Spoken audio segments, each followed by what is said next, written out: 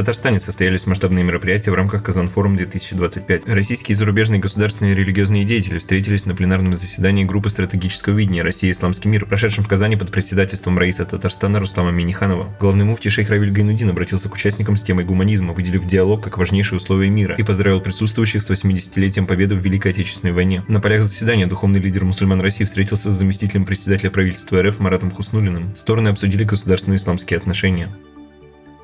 Главный муфти шейх Равиль Гайнудин накануне заседания группы стратегического видения встретился с его главным иностранным участником, премьер-министром Малайзии Анваром Ибрагимом. Стороны обсудили многолетние братские отношения мусульман России и Малайзии. Встреча состоялась сразу после визита малайзийского лидера в Кремль, где он провел переговоры с президентом Владимиром Путиным. Уже в Казани после заседания ГСВ Анвар Ибрагим совершил пятничную молитву в старейшей казанской соборной мечети Аль-Марджани. Первый заместитель председателя Думреф муфти Дамир Мухиддинов рассказал премьер-министру о Шагабуддине Марджани, именем которого названа мечеть, и его вкладе в развитие мировой мусульманской теологической мысли.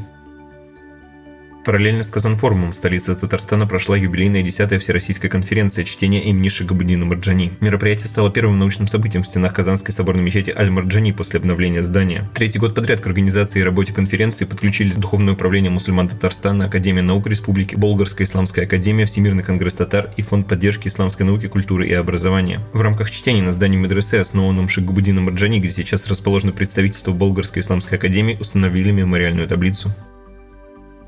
На полях 10-х чтений Марджани Думреф и Аккредитационный центр стран Совета сотрудничества арабских государств Персидского залива (ДЖАК) приняли меморандум о сотрудничестве. Документ подписали главный муфти шейх Равиль Гайнудин и генеральный директор ДЖАК Матеп Аль-Мизани. Со стороны Думреф в реализации меморандума будет участвовать Международный центр стандартизации и сертификации халяль, аккредитованный в ДЖАК с 2017 года. Генеральный директор центра Айдар Газизов в рамках Казанфорума также выступил на сессии по экспорту российской халяль-продукции, организованной Минсельхозом России и Федеральным центром Агроэкспорт.